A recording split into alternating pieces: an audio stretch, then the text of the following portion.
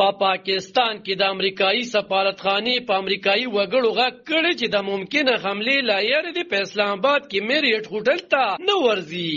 سفارت د دسمبر په خپل ویبپاڼه خپره کړې شوې یو خبرداري کې ویلي چې د امریکایي حکومت ته معلومات رسیدلي چې ښایي داسې چې ځینې نامعلوم وسلوال د کرسمس په رخصتو کې په دغه هوټل کې په امریکایي وګړو برید وکړي. سفارت په خپلو کارکوونکو ټینګار کړی چې د رخصتو په دې ورځو کې د اسلام ته لغیر ضروری او غیر رسمي تګ نه ډډه وکړي.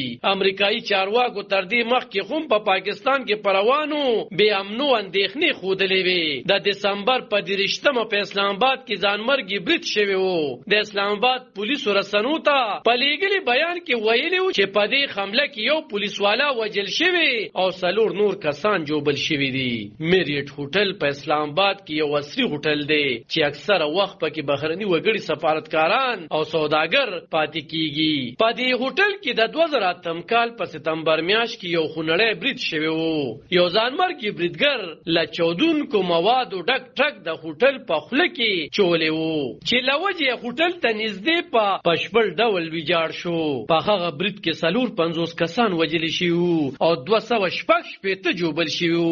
پاته وژل شوو کسانو کې د پاکستان لپاره د هغه مخال د چک جمهوریت سفیر هم شاملو. دې ته پکتو غړو سفارتونو د لنډې مودې لپاره خپل سفارتکاران له اسلام آباد وستلي دي. په هغه حمله کې په وژل شوو کې 3 امریکایي وګړي هم وروسته امریکایي چارواکو ویل چې سیړونو ښودلي چې په دغه برید کې د القاعده لاسو.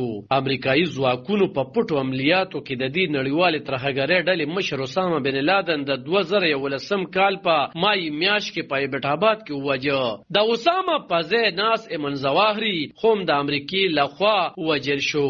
د امریکای ولسمشر جو بایدن د روان 2022 کال د اگست په 1 نیټه په سپینه ماڼۍ کې ویل چې الظواهري په کابل کې وژل شوی دی. نو موړي زیاته کړه چې په الظواهري د جولای په 11 نیټه بریالي هوایي برید د په لارښوونه وشو او هغه په هغه ځای وژه.